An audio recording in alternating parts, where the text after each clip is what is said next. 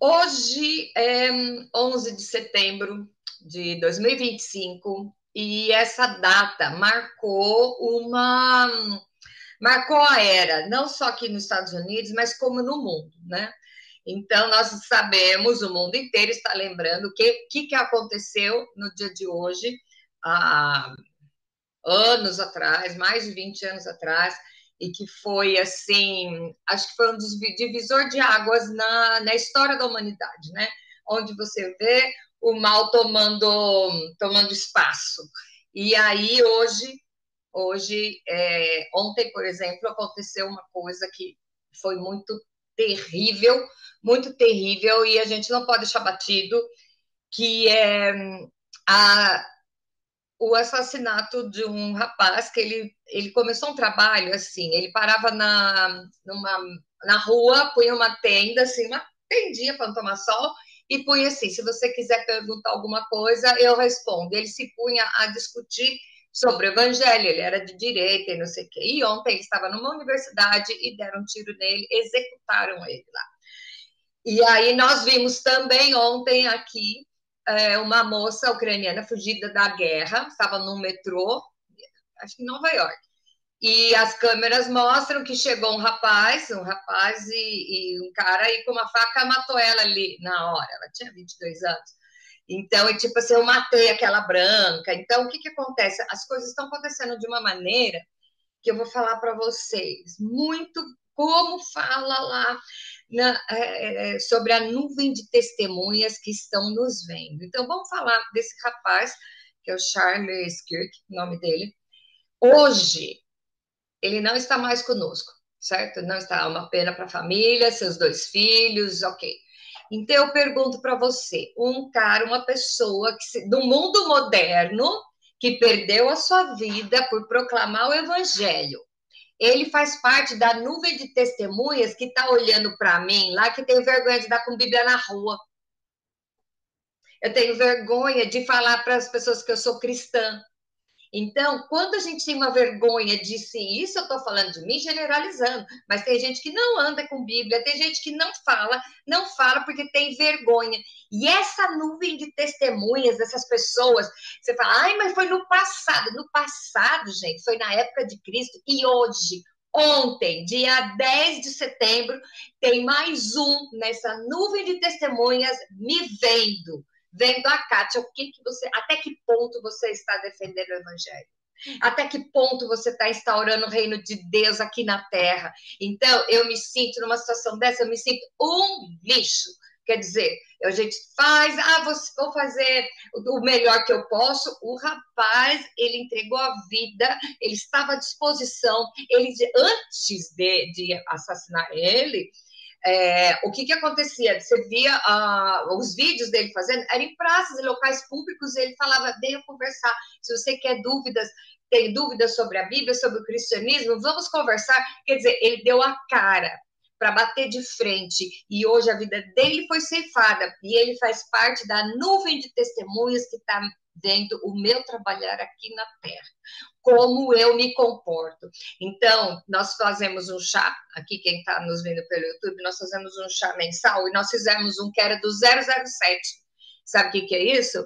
São os espiões disfarçados do evangelho, que nem o seu vizinho sabe que você é crente, nem o professor da sua escola, o seu local de trabalho não sabe por quê. Você não expõe para não ser taxado. E um rapaz perdeu a vida, deixou a esposa e um bebê e uma criancinha pequena, criança de colo, estão sozinhos hoje. Claro que o Senhor vai guardar, claro que o Senhor é o que vai tomar conta dele, da família, mas ele vai ser lembrado, gente. Foi hoje, dia 11 de setembro, e ele faleceu no dia 10, foi ontem que aconteceu esse absurdo no nosso mundo contemporâneo. Então, é assim, eu vou fazer um estudo bíblico. Não, eu falo que eu vou fazer uma aula de qualquer coisa. Porque eu gosto tanto dessa música e gospel. Não, mas eu não ponho gospel porque as pessoas que estão trabalhando comigo podem não gostar. Mas e que... Tá? Que esse fato de ontem sirva como um tapão na nossa cara, literalmente, um tapão na nossa cara para a gente rever os nossos valores e ver que nós somos protegidos, porque nós não passamos por isso, eu nunca passei por isso.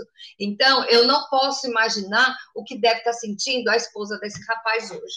E então, deixei o meu recado, porque isso mexeu muito com o meu coração e acho que de todo mundo que acompanhou essa situação. E é por isso que nós continuamos estudando a palavra, para ter a palavra aqui, ter a palavra aqui, para quando chegar na hora do confronto, você saber o que dizer, você saber o que falar. Então, eu agradeço a Deus pela vida dessas meninas que estão comigo há tantos anos e que virão mais outros mais, trabalhando em cima da palavra, trabalhando em cima do reino, para que o reino de Deus seja expandido. Por quê? Embora a gente veja coisas acontecendo no Brasil, e agora eu vou falar para vocês, o mal só faz mais barulho, porque eu nunca vi o mal vencer. Eu li o livro até o final do capítulo, e no final do capítulo, o mocinho vence no final. Então, a glória do Senhor vai invadir a terra como as águas cobrem o mar. Então, nós vemos isso, porque Deus nunca perdeu uma parada para o diabo, não vai ser dessa vez. Ele pode ter levantado e feito que sabotar o plano de Deus, porque é isso que o diabo faz, ele se levanta para confundir, mas quando um crente, um filho de Deus, aquele que é lavado pelo sangue do Cordeiro, se põe de pé, até o inferno se ajoelha, nós vamos ver isso, nós vamos ver isso. Bom, saindo do Apocalipse e voltando para Zacarias, que tem tudo a ver, vamos lá. Hoje nós estamos estudando o estudo 5 de Zacarias, do livro profético de Zacarias, e até agora nós vimos, gente, Zacarias, ele viu o Apocalipse, e agora ele vai falar que ele viu o Natal. Ele viu o Natal, viu o Natal. Então, é muito interessante, eu coloquei na Bíblia, na linguagem de hoje, para ser mais fácil da gente entender, e hoje vai servir, nós vamos sair daqui com a cabeça bagunçada, isso é bom, cabeça bagunçada, botando os pensamentos em ordem, né? Assim que eu gosto. Então, vamos lá. A primeira pergunta, nós estamos no capítulo 9, e diz o seguinte, quais as cidades mencionadas aqui? Eu vou ler o texto e depois nós vamos fazer as perguntas aqui, tá? O peso da palavra do Senhor contra a terra de Adraque e Damasco, o seu repouso, porque o olhar do homem de todas as tribos de Israel se volta para o Senhor. E também Amate, que confina com ela, Tiro e Sidom, ainda que sejam mais sábias. E Tiro edificou para si fortalezas e amontoou prata como pó e ouro fino como a lama das ruas. Gente, aqui ele está descrevendo o que as cidades fizeram para chegar no estágio final aqui. E eis, olha que delícia. Ai, que delícia, né? Não é bem bom.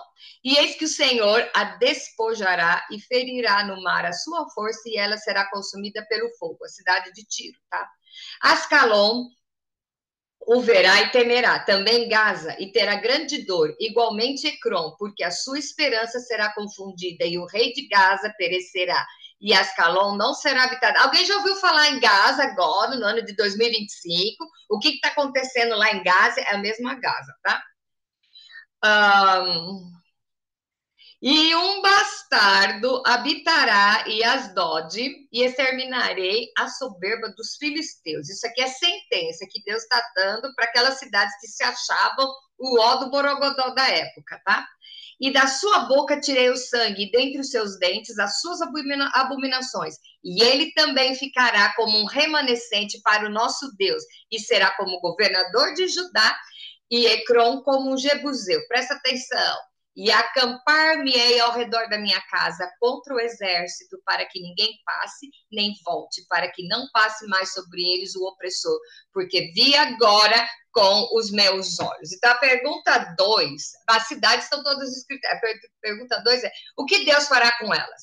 Se você for analisar historicamente, todas essas outras cidades são as cidades que eram potências econômicas e sociais da época, então se achava. Por quê?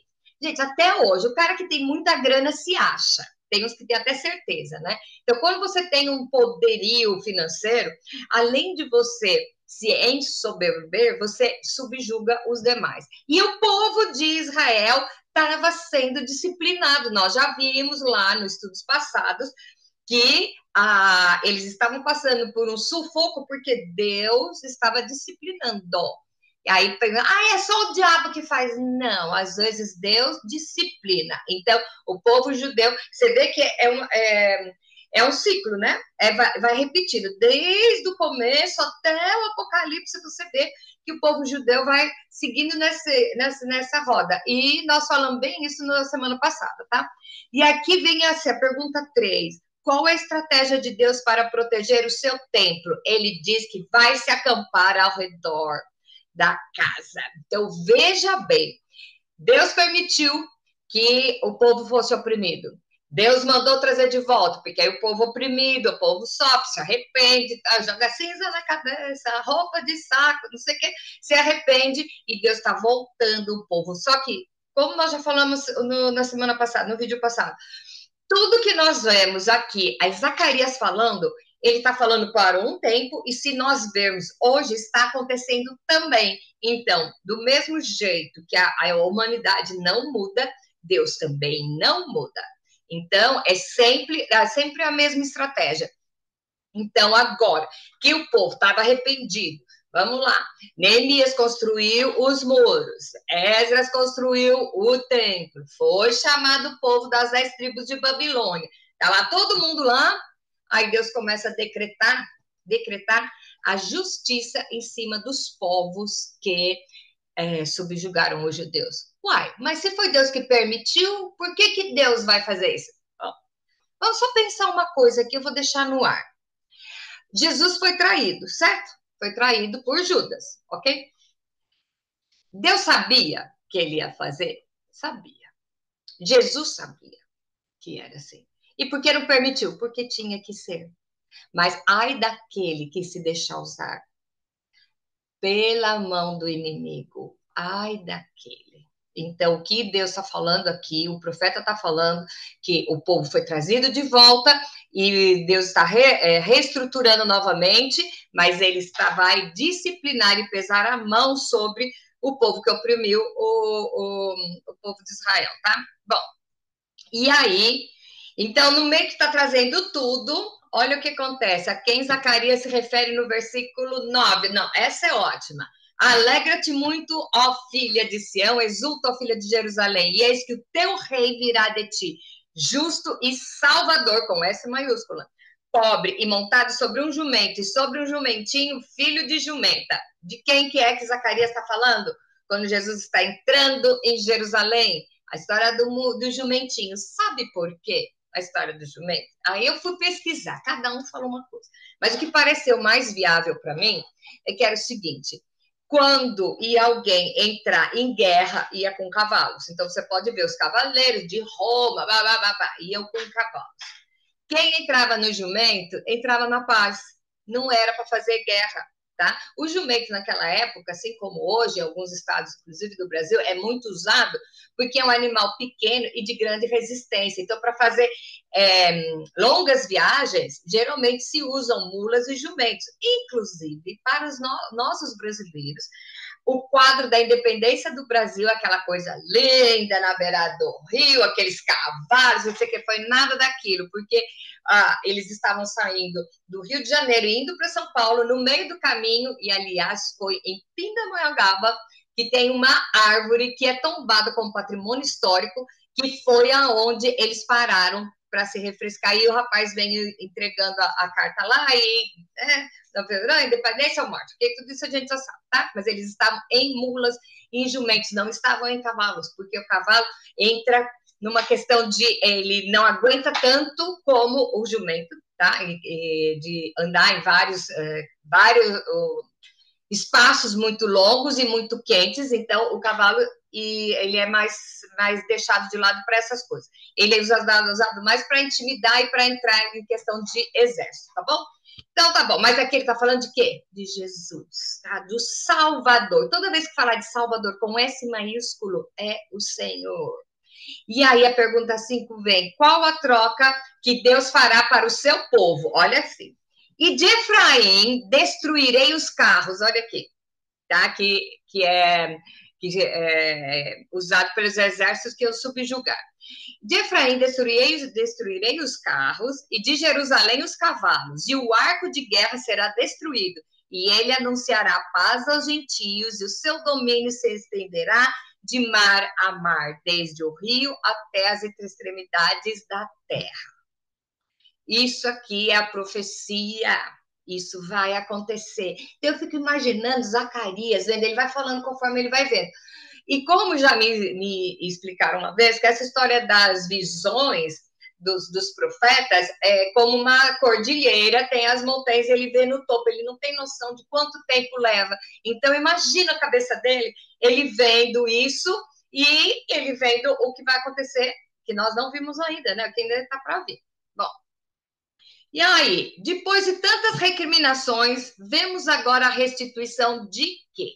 Bom, Deus dando dura no povo lá em cima que subjugou os judeus, tá bom? E ainda, quanto a ti, por causa do sangue da tua aliança, libertei os presos, teus presos de cova em que não havia água.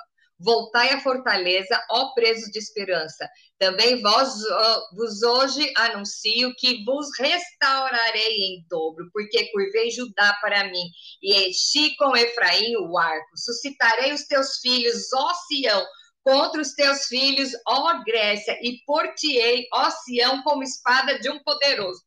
Olha só, isso aqui é o quê? Momentos de paz? Não, é de autoridade, subjugando os povos. E o Senhor verá isto sobre eles, e as suas flechas sairão como relâmpago. E o Senhor Deus soará a trombeta e irá com os redemoinhos do sul. Já estudou lá o Apocalipse? Olha que semelhança. O Senhor dos exércitos os amparará, eles devorarão. Depois que os tiverem sujeitado, as pedras de funda também beberão e farão barulho como excitados pelo vinho, e encher-se-ão com bacias de sacrifício e com cantos no altar. E o Senhor Deus, Senhor seu Deus, naquele dia os salvará, como ao rebanho de seu povo, porque com pedras de uma coroa resplandecerão na sua terra.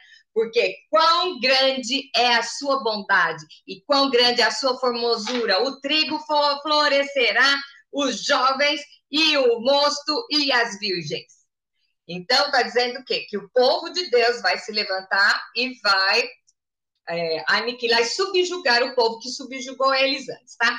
Mas agora nós vamos ver aqui um negócio mais sério, que todo mundo vai gostar de aprender. Mas para isso você tem que ter certeza que você já entrou na primeira parte do capítulo. Então vamos lá, no capítulo 10. No capítulo 10, vemos Deus restituindo o que mais? Pedi ao Senhor chuva no tempo das chuvas serôdias, sim, ao Senhor que faz relâmpagos, e ele dará chuvas abundantes a cada um, erva no campo. Deus vai restituir cada vez que fala sobre plantação, sobre chuva, quer dizer, em abundância de mantimento. Naquela época, não se fazia computador, a economia girava em cima de a pecuária e agricultura. Então, ele está falando que ele vai restituir, vai pôr o dobro das chuvas abundantes. E aí, olha só, a 8 vem. E o povo sofreu porque deu ouvidos a quem? Olha só. Porque os ídolos têm falado vaidade, os adivinhos têm visto mentira e contam sonhos falsos, com vaidade consolam, por isso seguem o seu caminho como ovelhas, estão aflitos porque não há pastor. Agora nós vamos parar aqui.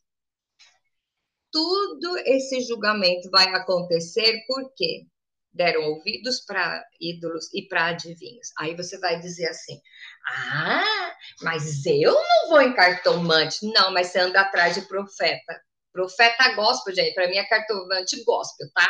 Aí eu vou para saber o que vai acontecer na minha vida, isso é consultar adivinho. Aí, o que acontece? Mas isso é dentro da igreja? Sim. Sim, a Bíblia não diz que ia colocar infiltrados na igreja. Então, eu digo para você, a minha visão de profecia, ok? Eu estou com um projeto na cabeça, alguma ideia, não sei o quê. E aí uma pessoa se levanta e vem falar para mim. Confirmou um pensamento que eu já tinha, ok. Mas existe uma coisa que a gente precisa tomar muito cuidado, que é o seguinte. Isso, infelizmente, eu aprendi da pior maneira possível. A pessoa veio para mim e falou assim: vai acontecer isso, isso e isso na sua vida. E eu tomei isso por mandamento. Não era mandamento. Deus estava, a pessoa estava dizendo o que é que ia acontecer se eu tomasse determinada atitude. Então, como ter o discernimento e a sabedoria? Porque às vezes o profeta não é sempre do demônio, não, gente. Às vezes é o desejo do coração. Então, eu amo você ao ponto de querer o melhor para sua vida. Eu sou sua amiga, eu te amo ao ponto. Então, eu pego, no meu entendimento, eu falo, não, eu acho que vai acontecer isso é bom para você. E de repente não é. Não é. Então, existem os espíritos de adivinhação. Existem. Então, por onde você está cercando a sua vida? O que eu já vi de pessoas que foram seguir as profecias e não era a palavra de Deus e se deram mal. Então, veja bem, a profecia você tem que saber. Profecia nunca vai ser um mandamento. Pode ser uma conclusão. Vai acontecer tal coisa. Se você tomar uma atitude X, mas não necessariamente Deus está mandando você tomar essa atitude X. E ainda tem um outro detalhe, outro detalhezinho. Atrás de que você vai acreditar? Porque satisfaz o seu coração? Porque é uma coisa que você deseja muito, e de repente o profeta é uma pessoa que te conhece e sabe que é isso que você quer ouvir e fala isso para você. E você pega e cai de cabeça. E aí ainda tem coisa mais pior ainda, que a pessoa, sabe o que é blasfêmia contra o Espírito Santo? Blasfêmia contra o Espírito Santo não é só você xingar, não. É você atribuir ao Espírito Santo coisas que não são dele. Então, você tem vontade, você entrou na Bíblia, você acha que você vai dar um conselho bom para a mulher, como é tudo certinho, você pega e fala, eis que te digo, o Espírito te manda dizer, e não é você. Isso é blasfêmia contra o Espírito Santo. E tem muitas pessoas dentro das nossas igrejas que são iludidas e derrubadas por causa disso. Aí você vê pessoas que no mundo secular não são nada, não conseguiram ter uma posição social elevada, mas a hora que sobe no altar, é onde ela tem o palco. Gente, eu não estou falando que é todo mundo não, mas que tem uma boa porcentagem, tem. As pessoas vão no púlpito e jogam um monte de palavras e profecias em cima do povo e fala que foi Deus que mandou. Deus não mandou. Então, o que é? Você está sendo a boca usada por quem? E não estou nem falando que é do diabo, não. Às vezes é do seu desejo de reconhecimento. Muitas pessoas são enganadas porque encontram no Evangelho o palco, o lugar onde ela pode ser promovida e respeitada. Gente, a gente precisa ter tanto cuidado com isso, porque eu não digo dos outros, eu digo de mim. Eu caí numa dessa. A pessoa veio e me disse que eu ia fazer um negócio, aí eu peguei e fiz, então ela não estava mandando, ela estava adivinhando o que eu ia fazer, e só deu errado. Então, hoje, Kátia, a minha postura é o seguinte: eu não escapo, né, gente? É só ir numa igreja diferente, sempre me catam. Eu acho mal barato que eu já começo a dar risada, porque eu não escapo de um. Chega lá, a pessoa vai me falar alguma coisa. Eu chamo alguém que está do lado, algum amigo que fala, escuta comigo isso. Já a história já cai pela metade, tá? Já cai pela metade aí. E aí eu tenho alguém para participar comigo em oração. Porque essa pessoa que estava ao meu lado, ela ouviu também. Então, ela tem um outro discernimento do que o meu. Então, vamos ter cuidado para não sermos iludidos. Porque muitas vezes, olha, nós vemos que Jesus falando nos últimos tempos, até os escolhidos vão ser enganados, vão ser tapeados. E o pior não é por maldade. Tirando o povo da maldade, é gente que está pensando que está fazendo certo. Que está fazendo certo. Você quer ver uma outra coisa? Olha só. Eu pego, Deus me mostra, eu estou numa congregação, assim, né, uma igreja, sei lá, e Deus me mostra alguma coisa da vida da pessoa. Eu vou e falo. Mas às vezes não é para eu falar, Deus só está me contando o que é que vai acontecer com aquela menina, e eu fui e falei, e aí agora? Então, precisamos ter cuidado. Cuidado de irmos atrás de cartomantes gospel. Cuidado com isso. Porque aqui, olha o que está falando, o que vai acontecer. Os ídolos têm falado de vaidade, o adivinho tem visto mentira e contam falsos sonhos. Com vaidade consolam, por isso seguem o caminho como ovelhas, estão aflitos porque não há pastor. Isso vai acontecer para quem fica ouvindo atrás de adivinho, tá? E isso o próprio Jesus fala. No Velho Testamento, pode lembrar a história lá de Saul, com a feiticeira lá? Ele foi lá se disfarçar porque já era proibido consultar vidente. Já era. Por que Deus proibiu? É porque isso é uma novidade daqui? É porque é nocivo para o corpo de Cristo. Então, se você continua ouvindo, indo atrás de profecia, você vai ser seguindo como caminho de ovelha. Detalhe, a ovelha é o animal mais retardado que tem. Estão aflitos porque não tem um pastor. Pesado, né? Mas tá ali, não sou eu que disse, foi o Zacarias. E faz um tempão já. E aí, olha assim, a pergunta 8. E a ira de Deus virou para quem agora? Contra os pastores se acendeu a minha ira e castigarei os bodes, mas o Senhor dos Exércitos visitará o seu rebanho, a casa de Judá, e os fará como seu majestoso cavalo na peleja. Tá vendo aqui que aqui fala do cavalo como majestoso? Então tá, o que vai acontecer? Vai se acender a ira contra os maus pastores. Vai castigar os bodes aos que estão misturados lá no meio da ovelha. E o Senhor dos Exércitos vai cuidar do rebanho da casa de Judá. Quem é da casa de Judá? Ele é leão da tribo de Judá. Lembrou, né? Quem é? Quem é? Aí ele vai vir como pastor para as nossas almas. Então, Zacarias está falando de quando Jesus ele entrou em Jerusalém e o que ele representava, que ele é o bom pastor, ok? E agora, vamos lá. Pergunta 10 diz o seguinte: a quem Deus se refere nos versos 10, 4? Vamos lá. E dele sairá a pedra angular, dele a estaca, dele o arco de guerra, dele juntamente sairá todo o opressor. Aonde mais você ouviu falar o que é a pedra angular? Vamos lá.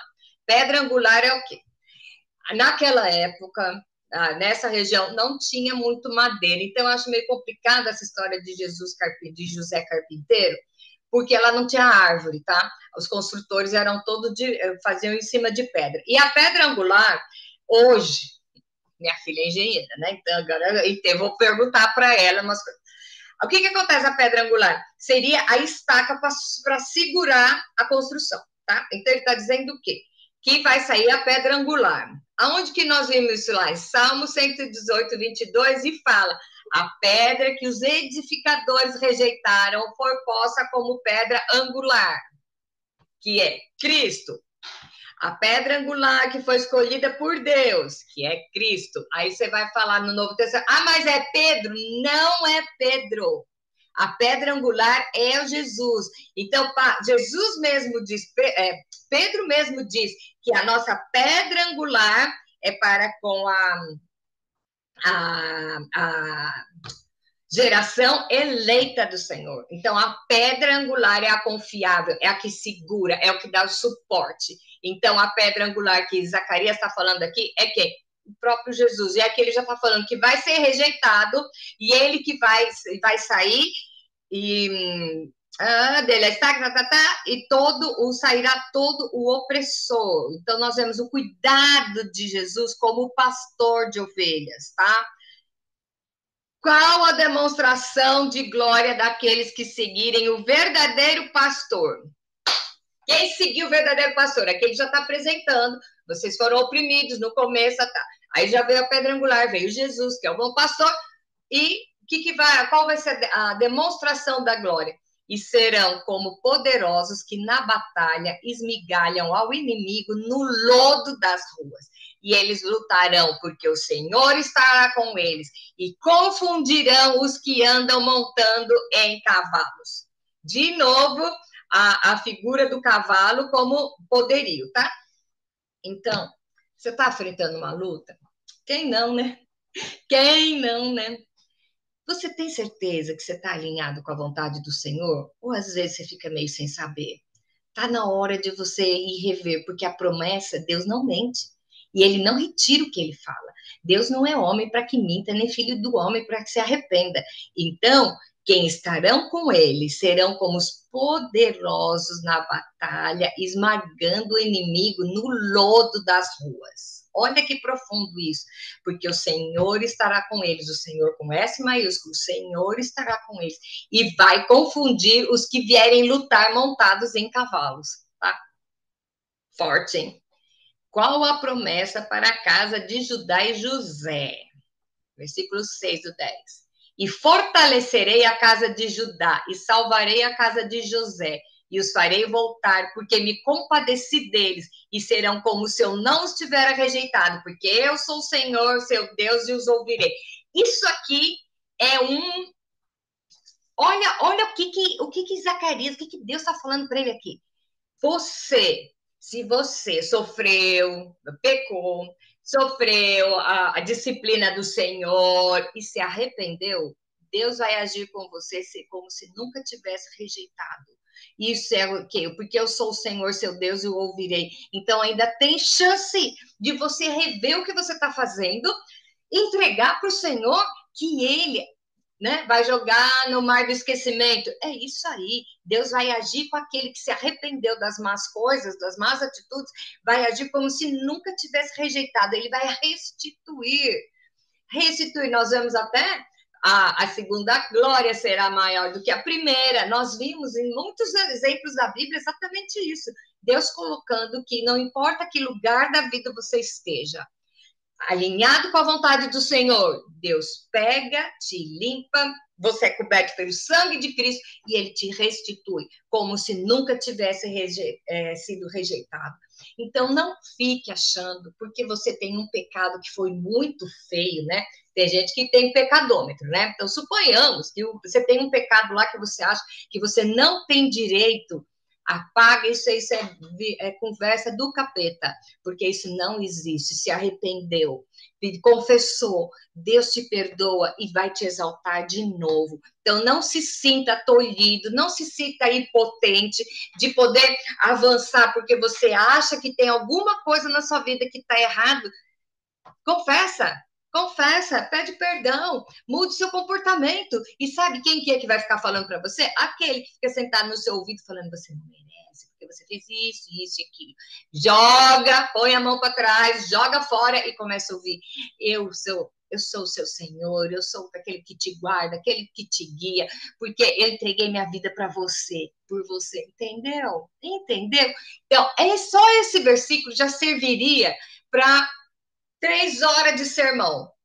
Não se deixe humilhar, não se deixe subjugar, porque você acha que seu pecado foi muito grande, Deus não pode perdoar. Ele pode. O sangue do Cordeiro é capaz de livrar de todos os seus pecados e deixar sua vida, você alvo mais que a neve. Lembre-se isso quando você ouvir o ataque do inimigo, que muitas vezes usa a boca de pessoas próximas para te acusar. Você responde isso. Eu nunca fui rejeitado. Deus me restaurou. Deus me restaurou e eu tô aqui mais forte. Sabe a história das cicatrizes? Não tenha vergonha da sua cicatriz. A sua cicatriz é um troféu. É só a demonstração de que você superou e sarou. Já parou para pensar numa cicatriz assim? Não tenha vergonha da sua cicatriz, quer dizer que você é um vencedor por aquele que te amou primeiro. Porque o Senhor Jesus, ele apostou tudo. Apostou o próprio eu dele para perdoar você dos seus pecados, para você agora se sentir intimidado porque você tem uma mancha no seu passado. Entrega o teu caminho ao Senhor, confia nele e tudo ele fará. Bom, voltando aqui. Pergunta 13. Ó, a anterior. Ele vai te receber como se nunca tivesse rejeitado, tá? E ele vai te ouvir. Ele vai te ouvir, tá? Em qualquer lugar que você pode estar. Vamos lá, 13. Qual promessa para a casa de Efraim? Vamos lá. E os de Efraim serão como um poderoso, e o seu coração se alegrará como pelo vinho, e os seus filhos o verão, se alegrarão, e o seu coração se regozijará no Senhor. E eu lhes assobiarei e ajuntarei, porque eu os tenho remido, e multiplicar-se-ão como antes se tinham multiplicado. Deus restaurando o povo aqui. E ainda que os espalhei entre os povos, eles se lembrarão de mim em lugares remotos e viverão com seus filhos e voltarão.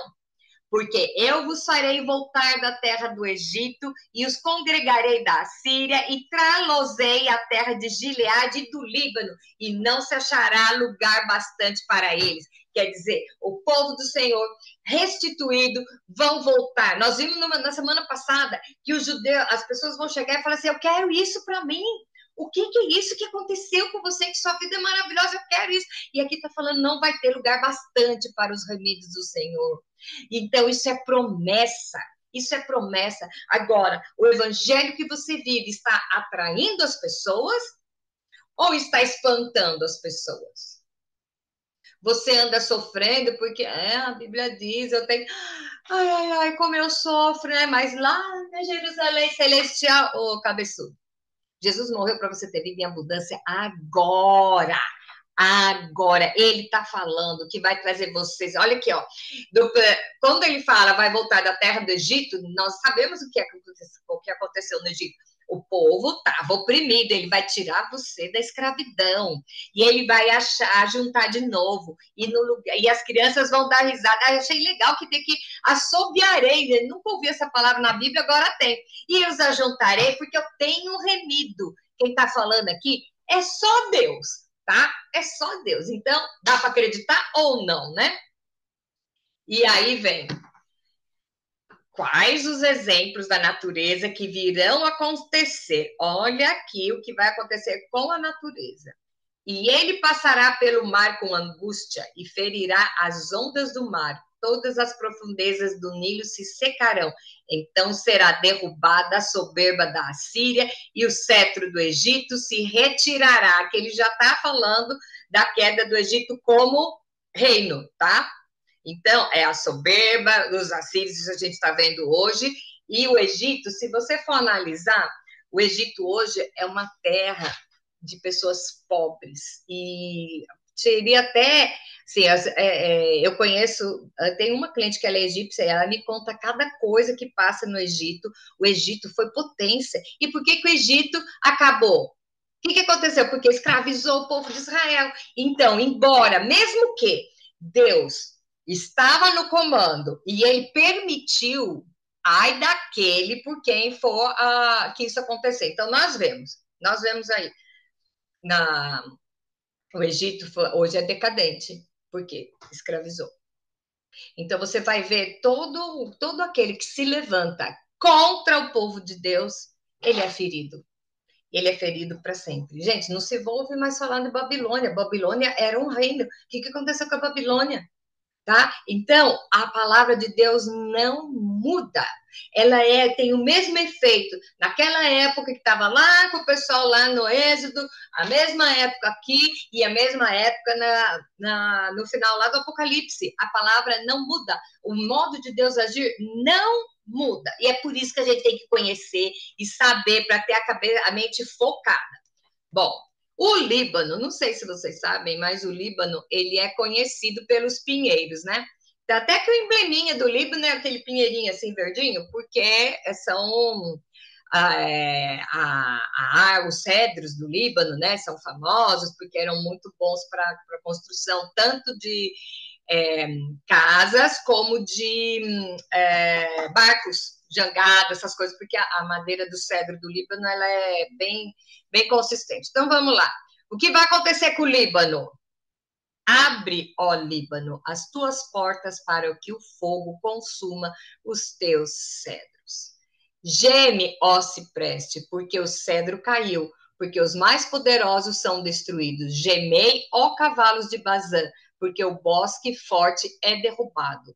Voz de uivo dos pastores, porque a sua glória será destruída. Voz de bramido dos filhos dos leões, porque foi destruída a soberba do Jordão. Deus vai levantar contra o Líbano. Vocês sabem que o Líbano é o que tem digamos, a seita, uma seita, não sei se chama seita, mas esse pessoal terrorista aí, então tem o pessoal do Líbano, né? Então você vai ver a guerra lá na faixa de Gaza, você vê tudo isso aqui começando a acontecer lá. Então, a palavra de Deus é viva e eficaz e moderna e atual. Não adianta você achar só porque você é bonitinho, porque você nasceu nos Estados Unidos, você nasceu na França, onde quer que você pode brincar com a sabedoria de Deus. Você não pode, você não tem direito de tripudiar em cima de um filho de Deus. Tá? Aí você pensa, mas você está falando para os outros. Muitas vezes pessoas do nosso meio estão nos manipulando. E você não pode permitir isso. E como você não vai permitir se você tiver identidade? Como ter identidade? Saber o que Deus fez por você. Se você souber a grandiosidade do que é o lavar pelo sangue do Cordeiro, você não vai permitir jamais que ninguém tire firula da sua cara, porque você tem identidade. Então, o judeu é povo. Ai, que bom, é povo. O testemunha de Jeová, ele é testemunha. Ok, ele é testemunha. Tem gente que quer ser servo. Ok, você é servo. A minha Bíblia diz que eu sou filha. E a filha senta no colo do pai e fala, pai, eu tô com medo. Pai, eu tô cansada. E o pai pega no colo e fala assim, fica aqui tranquilo, filho, o papai vai resolver. E eu vou falar para vocês que eu faço sempre isso. Não, não. Às vezes, quando eu vejo, eu já estou enveredando para o lado do sofrimento, mas não, não, isso é um exercício, porque nós temos o membro da diretoria tentando tirar isso da nossa mente. Por isso, gente, continue estudando a palavra, grave os versículos na cabeça, no coração, para usar na hora, porque o diabo é um leão que fica dando em volta, esperando você cair. Ele não te derruba, mas ele fica esperando você cair. E se você cair, já viu, né? Então, o que acontece? Entregue teu caminho ao Senhor e confia nele. Saiba quem você é. E para você saber se a sua vida vai ser uma vida de vitória ou de aflição, você tem que consultar a sua identidade, como você está agindo. Olha a sua vida, o seu caminhar. E eu tenho duas coisas para a gente pensar. É coisa para pensar a semana inteira. A primeira, o seu comportamento hoje, no dia 11 de setembro. Analisa a sua vida. Ela está mais para ser corrigida por Deus ou você acha que já está no tempo da restituição? Eu não quero que você pergunte para mim, porque eu também estou fazendo essa pergunta para mim. Então, em que ponto da vida? Gente, esses dois capítulos mostram o tratar de Deus. Desde o começo, você leia de novo o capítulo 9 e o 10 de Zacarias, que está lá. O tratar de Deus. Então, nós passamos por esses dois grupos de pessoas. Aqueles que ainda estão em rebeldia, aqueles que vão ser disciplinados para o Senhor, ou você já acha que está no tempo da restituição? Bom, feita essa pergunta, vem a próxima. O que eu devo fazer para estar de acordo com a vontade de Deus para minha vida? O que você deve fazer? Primeiro, você tem que reconhecer o que não está funcionando bem. E como você vai conhecer? Perguntando para o Senhor. Não é perguntando em grupo de WhatsApp, não é perguntando buscando na palavra, orar, pede para Deus te falar e pede para Deus te mostrar o que é. Gente, é só corajoso que faz isso. Eu já fiz 3 vezes e estou precisando fazer de novo. Perguntar, Senhor, me mostra o pecado que me é oculto. Ele vai mostrar. E às vezes dói, mas é Deus falando, então, ele é meu pai, ele não é o carrasco, ele não se alegra com a minha derrubada. Sabe por quê? Ele amou a mim muito mais do que o filho dele, porque o filho dele, ele malhou numa cruz no meu lugar. Então, tenha isso em mente. Vamos pensar com o estudo de hoje.